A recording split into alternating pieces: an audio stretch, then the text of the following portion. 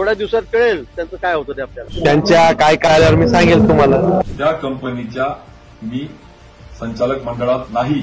यांच्या कुटुंबियांच्या नावाने बीएचआरचे अॅसेट खरेदी केल्या जातात. न्याय कोणता आहे तेव्हा भाऊ, जेव्हा मी बीएचआरवर बोलतो मग इतक्या महिन्यापासून मग का गुन्हा झाला नाही? 3 दिवसात कसा गुन्हा होतो? तपासा सीड्या.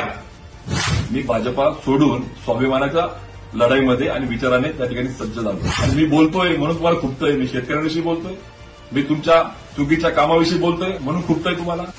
नमस्कार. काल देवगिरी नागरी सहकारी बँकेने ज्या राजकीय सूडबुद्धीने, राजकीय द्वेषातून, संगनमताने मला गोवण्यात आणि खोटा गुन्हा दाखल करण्यात जो त्या ठिकाणी प्रयत्न करतायत त्याचं सत्य वास्तव मांडण्यासाठी मी आपल्या पुढे आलो. प्रत्यक्षात बँकेने ज्या कंपनीला कर्ज दिलंय त्या कंपनीच्या मी संचालक मंडळात नाही, मी डायरेक्टर नाही, मी त्या कंपनीचा भागीदार नाही. जामीनदार या नात्यानं माझ्यावर तो गुन्हा त्या ठिकाणी दाखल करण्यात आलाय. नंबर 1 चा आरोपी मला करण्यात आलाय. आज आपल्यापुढे मी वास्तव मांडतो की खरं तर जवळचे नातेवाईक आणि मित्र यांनी उद्योग करायचा म्हणून मी त्यांना जामीनदार झालो. जामीनदार झाल्यानंतर त्यांनी त्या ठिकाणी उद्योजकांनी सीसीआयच्या माध्यमातून कापूस प्रक्रिया करण्यासाठीचे 3 वर्ष झाली केंद्र घेतली. दुर्दैवाने सीसीआय सरकारपेक्षा बाजारात भाव जास्त होता म्हणून प्रत्यक्षात कापूस त्या ठिकाणी आला नाही आणि उद्योजक त्या ठिकाणी अकाउंट एनपीए झालं. अकाउंट एनपीए झाल्यानंतर बँकेने मला सूचना केल्या की साहेब आपण जामीनदार आहात आणि उद्योजक कर्ज भरत नाहीत. जवळचे मित्र नातेवाईक यांना मी सूचना केल्या की अरे तुम्ही या संदर्भात गांभीर्याने घेऊन बँकेशी बोला आणि हा विषय संपवा. आणि मग बँकेशी त्यांनी चर्चा केल्यानुसार त्यांनी मला जो खुलासा केला की बँकेसोबत आम्ही 2-2.5 कोटी भरून ऑलरेडी दिले आणि उरलेल्या पैशासंदर्भातलं बँकेशी समन्वयाने संवादातून हा प्रश्न त्या ठिकाणी सुटला.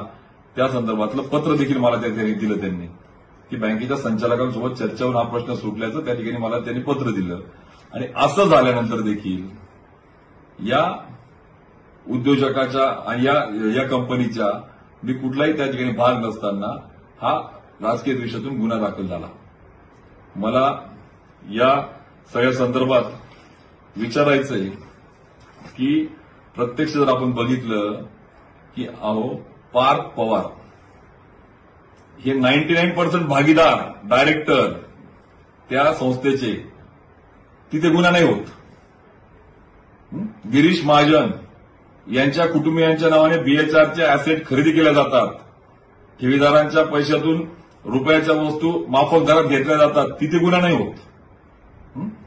वरद इन्फ्रा ज्या चाळीसगावच्या आमदारांच्या कंपनी किंवा सुप्रिनो इंडस्ट्री तेवढे अॅसेट नाही, तेवढं टॅक्स नाही, त्यावेळेस शेकडो कोटीच्या माफक दरात जमिनी कशा घेतल्या जातात त्याच्यावर गुन्हा नाही.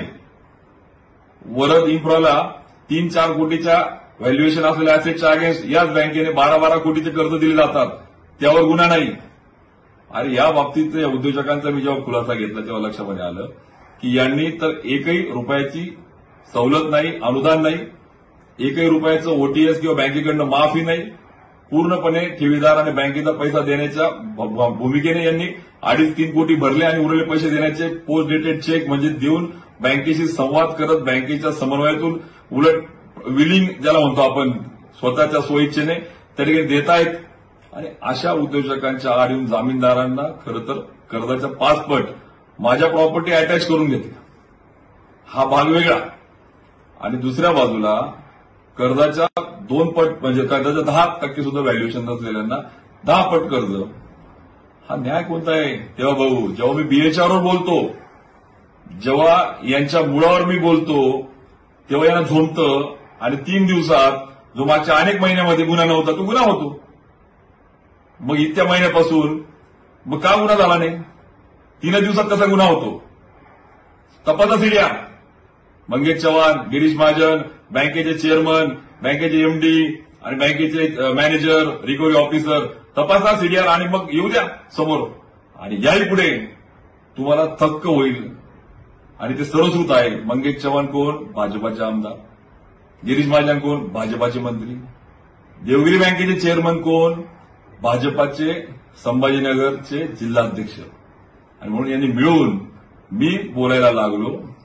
निवडणूक जवळ आली आणि 3 दिवसात जो अनेक महिने गुन्हा नव्हता, जे सुरळीत संवाद चालू होता, मला फोन त्यांचे सुरू होते, संवाद होता, त्यांना मी सूचना दिल्या कर्जदारांना, आणि तो अनेक महिने जो गुन्हा नाही, जो 3 दिवसात गुन्हा होतो, हीच यांची नीती का? म्हणून आज या सगळ्या संदर्भात मी 2 मिनिटात माझी भूमिका देखील स्पष्ट करेल. मला कल्पना होती, खरं तर भाजपाशी माझा वाद आणि वैर नव्हतंच. भाजपातल्या या प्रवृत्तीविरुद्ध मला लढा होता, की जी प्रवृत्ती बदल करून लोकांच्या विषयाला, शेतकऱ्यांच्या विषयाला प्रायोरिटी देण्याऐवजी बदला घेण्यामध्येच मग्न होती.